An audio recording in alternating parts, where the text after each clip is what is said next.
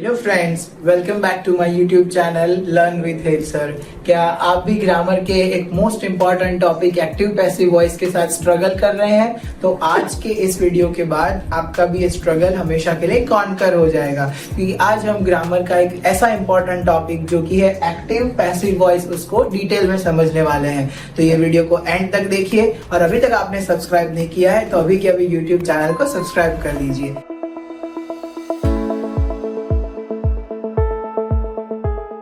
तो active passive voice समझने से पहले ये एक बेसिक इंट्रोडक्शन है जो कि समझना हमारे लिए बहुत ज्यादा जरूरी है। अगर ये बेसिक इंट्रोडक्शन हमें अच्छे से समझ में आ गया तो हम एक्टिव पैसिव वॉइस को इजीली क्रैक कर सकते हैं। तो आइए इस बेसिक इंट्रोडक्शन को पहले समझे। हमें कैसे पता चलेगा कोई सेंटेंस को देखकर कि वो सेंटेंस एक्टिव वॉइस में है या पैसिव वॉइस में है? सेंटेंस के अंदर जो तीन चीजें होती है वो तीन चीजों के ऑर्डर से हमें पता चलेगा कि वो सेंटेंस एक्टिव वॉइस है या पैसिव वॉइस है। फॉर एग्जाम्पल, कोई भी सेंटेंस में तीन चीजें होती है, सब्जेक्ट, वर्ब और ऑब्जेक्ट। जिसके बारे में बात हो रही है उसे हम कहेंगे सब्जेक्ट। कोई भी एक्शन अगर परफॉर्म हो रही है तो उसे हम कहेंगे वर्ब, एंड लास्ट में जो चीज बचती है उसे हम कहते हैं ऑब्जेक्ट। अगर सेंटेंस इसी ऑर्डर में, अगर पहले सब्जेक्ट ही आ रहा है, अगर बीच में वर्ब का फर्स्ट फॉर्म यानी कि V1 आ रहा है जो कि हम आगे देखेंगे, और उसके बाद ऑब्जेक्ट आ रहा है, तो उसे हम कहेंगे एक्टिव वॉइस वाला सेंटेंस,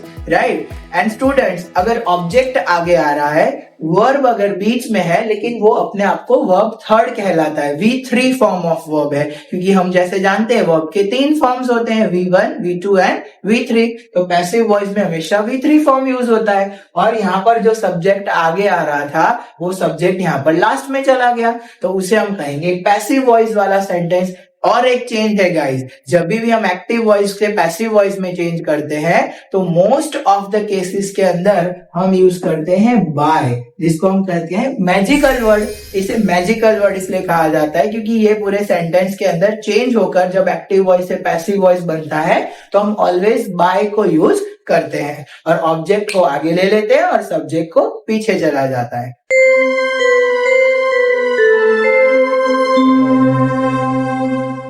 एक्टिव पैसिव वॉइस के बारे में बेसिक इंट्रोडक्शन समझने के बाद आइए अब अपने आप को टेस्ट करके देखते हैं कि क्या इन सेंटेंसेस को हम पैसिव वॉइस के अंदर सॉल्व कर पाते हैं। आपको भी साथ साथ में इसका आंसर सोचना है। ओके, सो फर्स्ट सेंटेंस, जैसे हमने बताया था कि एक्टिव वॉइस में हमेशा सब्जेक्ट आगे होता है, यहाँ पर V1 होता है और लास्ट में ऑब्जेक्ट होता है। अब इसे हम पैसिव वॉइस में चेंज करेंगे। अगर हमें इसे पैसिव वॉइस में चेंज करना है तो we always take the object to the forward position, right? Mango आगे आ जाएगा। इसका आंसर क्या होगा, आइए ट्राई करते हैं। मैंगो, मैंगो एक सिंगुलर है, एक मैंगो है, इसलिए हम यूज करेंगे इज, क्योंकि यहाँ पर वर्ब जो है वो प्रेजेंट टेंस में है, पीछे एस आ रहा है। वर्ब के पीछे अगर एस और एस आए तो उसे समझना है कि वो प्रेजेंट टेंस में है, तो इसीलिए मैंगो के साथ हम यूज करेंगे इज, क्योंकि प्रेजेंट टेंस में इज, एम और आर यूज होता है। सिंगुलर के लिए इज यूज करना है, मैंगो इज। अब यहाँ पर इट जो है, हमने स्टार्टिंग में देखा था कि पैसिव वॉइस में हम हमेशा वर्ब का थर्ड फॉर्म यूज करते हैं। हमेशा वर्ब के तीन फॉर्म्स होते हैं, V1, V2 एंड V3। इसलिए अगर आपने मन में सोचा है कि ईट का थर्ड फॉर्म ईटेड होता है तो कांग्रेचुलेशंस, आप फेल होने वाले हैं। लेकिन फिक्र मत कीजिए, मैं आपके साथ हूँ, मैं आपको पास करवा दूंगा, क्योंकि अगर आप ग्रामर में ऐसा कोई वर्ड बना ही नहीं है जिसे हम ईटेड कहेंगे। ईट का थर्ड फॉर्म होता है ईटन। अच्छा, मैंगो इज ईटन बाय, मैंने आपको कहा था हम बाय मैजिकल वर्ड यूज करते हैं, और ही जो है वो प्रोनाउन शिफ्ट होकर यहाँ पर हो जाएगा him. This is our sentence which is change to passive voice. Okay, let's try the next sentence. इसमें सब्जेक्ट क्या है, they play football. They is the subject, play is the verb and football is the object. Now we have to change it into passive voice. Football, football जो कि एक singular चीज है, thing एक singular thing है, और यहाँ पर वर्ब जो है वो प्रेजेंट टेंस में, इसलिए हम यूज करेंगे इज। फुटबॉल इज, प्ले का थर्ड फॉर्म होता है प्लेड, और प्रोनाउन शिफ्ट दे का हो जाता है them. This is our sentence, very easy, right? Okay, now next sentence. ये थोड़ा सा चेंज वाला सेंटेंस है गाइस, पर है बहुत ज्यादा इजी, आपको इजी लगेगा। Let's see the example, she जो है वो सब्जेक्ट है, लाइक्ड जो है वो वर्ब है, एंड कॉफी जो है वो ऑब्जेक्ट है। She liked coffee. अगर हमें इसे पैसिव वॉइस में चेंज करना है तो कैसे चेंज करेंगे? इसके अंदर जो वर्ब है वो इन आगे वाले सेंटेंस से थोड़ा सा अलग है। अलग कैसे? क्योंकि इसके अंदर वर्ब में पीछे क्या आ रहा है? ईडी। अगर वर्ब में पीछे ईडी आए तो उसका मतलब समझना है कि वो पास्ट टेंस में है। जैसे प्रेजेंट टेंस में इज एम आर यूज होता है, पास्ट टेंस में यूज करेंगे वॉज और वेर। अगर पास्ट टेंस में कोई चीज सिंगुलर है, एक चीज है, तो यूज करो वॉज। अगर बहुत सारी है तो यूज करो वर। तो यहाँ पर कॉफी है, कॉफी वन थिंग है, सिंगुलर थिंग है और है पास्ट टेंस, तो इसका हम चेंज कैसे करेंगे? Let's see. Coffee was liked का थर्ड फॉर्म। आपको लगेगा लाइक्ड का थर्ड फॉर्म क्या हो रहा होगा? लाइक्ड का थर्ड फॉर्म लाइक्ड ही होता है, already given. Coffee was liked by, और शी का प्रोनाउन शिफ्ट होता है her. Coffee was liked by her. आपको समझ में आया यहाँ पर क्यों हमने इज यूज किया था ये सेंटेंसेस में, और यहाँ पर हमने वॉज यूज किया? क्योंकि इसका जो वर्ब है वो पास्ट टेंस में दिया हुआ था, इसीलिए हमने यहाँ पर वॉज यूज किया। Last sentence, you ordered the pizza. यहाँ पर भी वर्ब में ईडी है, लेकिन गाइस ये सेंटेंस मैं आप लोगों के ऊपर छोड़ता हूँ। आप इसे ट्राई कीजिए और कमेंट सेक्शन में इसका आंसर बताइए।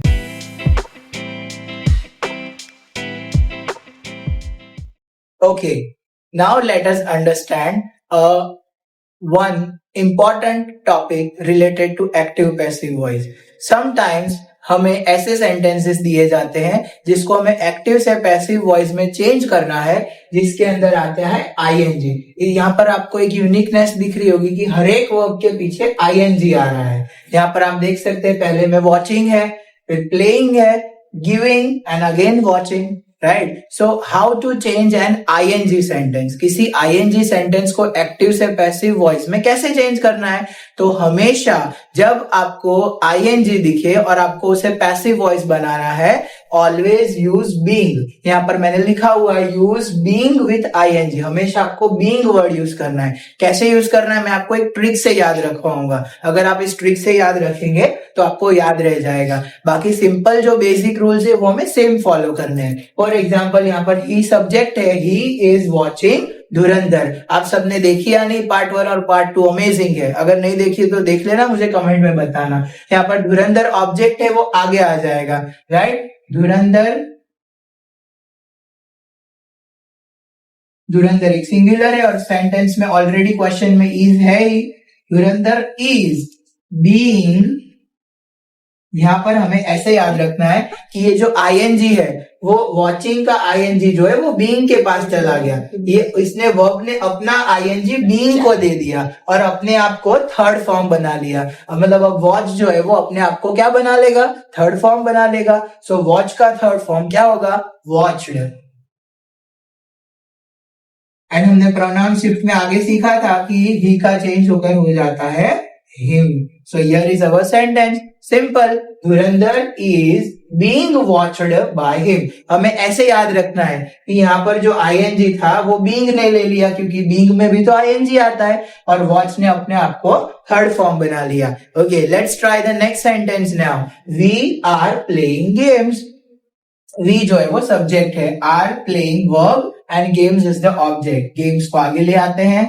Games are being, अब वापस से प्लेइंग ने अपना आईएनजी बीइंग को दे दिया और प्ले क्या बन जाएगा? Third form of verb. Play का थर्ड फॉर्म क्या होता है? Played. Games are being played by us. We changes to us. हमने आगे देखा था वी क्या चेंज होकर हो जाता है? Us. Next sentence is very interesting and related to geopolitics, जो कि अभी ट्रेंड में चल रहा है। इस सज्जन को क्या तकलीफ है भाई? क्या तकलीफ है इनको? Modi ji is giving melody.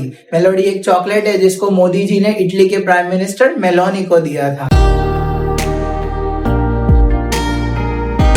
Okay, so Modi ji is the subject, giving is the verb and Melody chocolate is the object. So Melody comes forward. Melody is being अब कुछ लोग क्या करेंगे, गिविंग का थर्ड फॉर्म करेंगे गिव्ड, तो आप लोग गलत हो, बहुत आगे तक जाएंगे क्योंकि गिव का थर्ड फॉर्म होता है गिवन। अगर आप लोग का आंसर पहले से सही गेस था तो good, your grammar has a good hold. Is being given by Modi ji. And last sentence is you are watching the video. देख तो रहे हो ना? Okay, you are watching the video. Guys, इसको आप खुद से ट्राई करके कमेंट सेक्शन में इसका आंसर मुझे जरूर बताइए।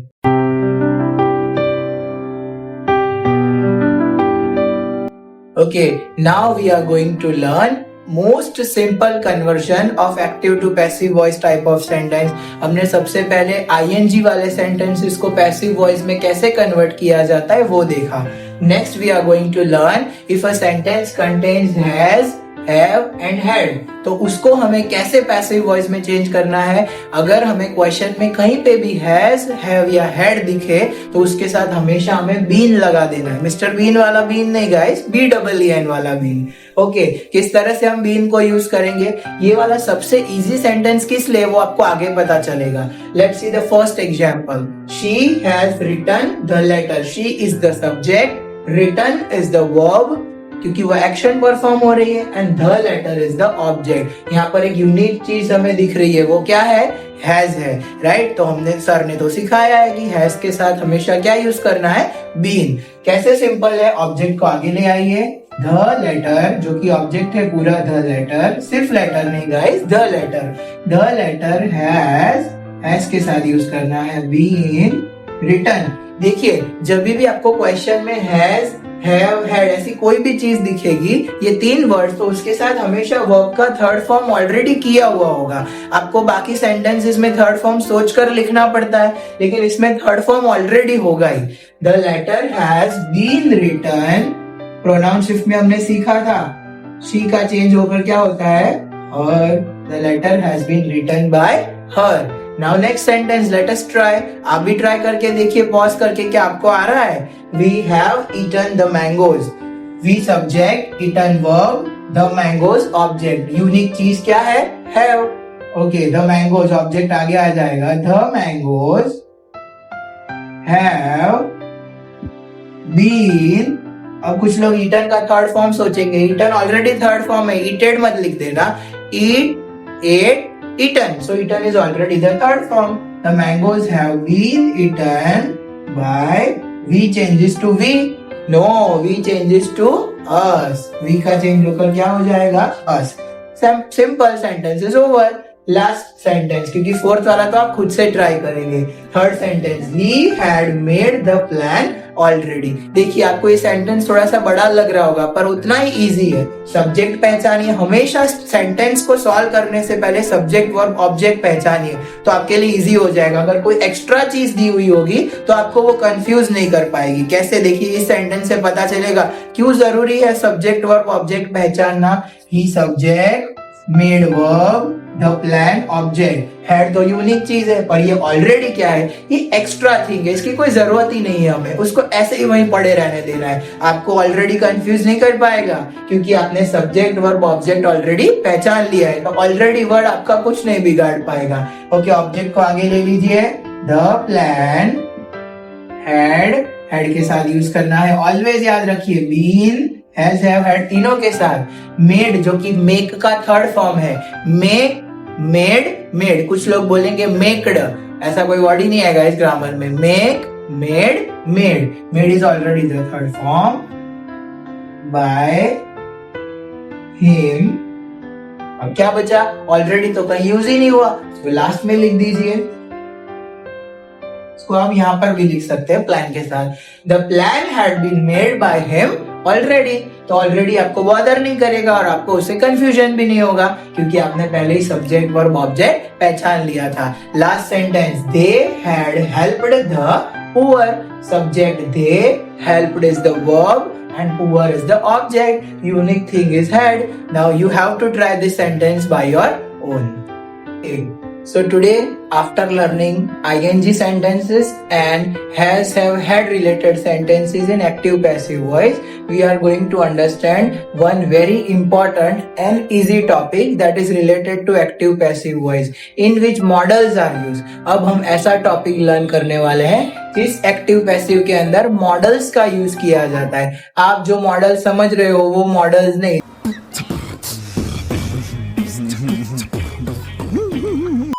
जो कि एड्स फिल्म्स में या कैरेक्टर्स प्ले करने के लिए मॉडल्स आते हैं, वो मॉडल्स नहीं. ये मॉडल्स ग्रामर के मॉडल्स हैं. जैसे कि यहाँ पर कुछ मॉडल्स हमने लिखे हुए हैं, आप सब इन नाम से फैमिलियर हो. Can, could, may, might, must, shall, will, should, would, ये सारे मॉडल्स हैं. ऑलवेज अगर एक्टिव से पैसिव वॉइस में चेंज करना है और किसी सेंटेंस के अंदर अगर आपको इनमें से कोई भी मॉडल दिखाई दे तो मॉडल के साथ always you have to use be हमें यूज करना है. आइए देखते हैं एग्जाम्पल से. Very easy sentence. जैसे हम बेसिक एक्टिव पैसिव सेंटेंस को सॉल्व करते हैं, इसी तरह से इसको भी सॉल्व करना है. बस एक छोटा सा चेंज ये है कि जिसमें हमें मॉडल के साथ be form of verb use करना है, बी यूज करना है, बी वर्ड को यूज करना है. Okay, let us C the first sentence. RCB will play the final match. RCB is going to play the final match. Cheers to RCB. RCB is the subject, play is the verb and the final match is the object. क्या unique use हुआ है इसमें? will use हुआ है और हम जानते हैं कि will तो एक मॉडल है. Okay, now object comes forward, the final match. Then we have to use model after the object. Object लिख देने के बाद मॉडल यूज करना है. will के साथ, मॉडल के साथ सर ने सिखाया है क्या यूज होता है? be. The final match will be. play का थर्ड फॉर्म हो जाएगा played by RCB, Royal Challengers Bangalore. Again, this is a very easy sentence. सिर्फ हमने will के साथ be यूज किया क्योंकि will एक मॉडल है तो उसके साथ हमने be लगा दिया. बाकी सब सेंटेंस जैसे नॉर्मल सॉल्व करते वैसे ही हमें सॉल्व करना है. आइए देखते हैं अगला sentence. He should help the needy. Needy मतलब जरूरतमंद लोगों की बात हो रही है. Okay, he is the subject, help is the verb, help action हो रही है ना तो वो एक verb है, and the needy is the object. Unique क्या यूज हुआ है इसमें? Model. Should is the model in this sentence. Okay, now object comes forward, the needy should. Object के बाद हमेशा यूज होता है modal. The needy should, modal के साथ यूज करेंगे be. The needy should be. Help का थर्ड फॉर्म हो जाएगा हेल्प्ड बाय. हमने प्रोनाउन शिफ्ट में सीखा था ना गाइस, अगर ही है तो he changes to him. Sentence is done. Now let us skip to the next sentence. Hope आप सबको समझ में आ रहा होगा मॉडल वाला active passive voice. Next, everyone must respect the country. Everyone is the subject, respect is the verb, the country is the object. In this sentence, must unique thing. must एक model है, जैसे कि हमने list में देखा था must एक model है. Object comes forward, the country. After the object we use model. The country must. must के साथ लगना है be. रिस्पेक्ट का थर्ड फॉर्म होगा रिस्पेक्टेड. देखो गाइस, ज्यादातर जो वर्ब फॉर्म्स होते हैं उनको जब हम थर्ड फॉर्म में चेंज करते हैं, ज्यादातर केस में ऐसा है कि उसके पीछे ईडी लगता है. ज्यादातर, नॉट ऑल, बट कुछ कुछ ऐसे हैं जिसमें हम उसके पीछे ईडी लगाते हैं. जैसे इसमें प्ले का हमने प्लेड किया, हेल्प का हेल्प्ड कर दिया और रिस्पेक्ट का रिस्पेक्टेड कर दिया. पर अगर ईट हो तो ईटेड मत कर देना, ईटन होगा. राइट हो तो राइटेड मत कर देना, रिटन हो जाएगा. Okay, coming back to the sentence. The country must be respected by. अब आपको लगेगा एवरीवन का चेंज होकर क्या होगा? कुछ नहीं होगा. एवरीवन का एवरीवन ही रहेगा. By everyone. Sentence is over. Okay, now last sentence. मैं आपको इसमें एक हेल्प करूंगा. सब्जेक्ट, वर्ब और ऑब्जेक्ट आपको आइडेंटिफाई करवाऊंगा. उसके बाद आपको ये सॉल्व खुद से करके कमेंट सेक्शन में बताना है. मॉडल एक्टिव पैसिव का answer. She may right the message. She is the subject, right is the verb and the message is the object. Unique thing क्या यूज हुई है इसमें? में एक क्या है वो भी आपको बताना है, और इसका आंसर क्या होगा वो भी आपको कमेंट सेक्शन में बताना है गाइस।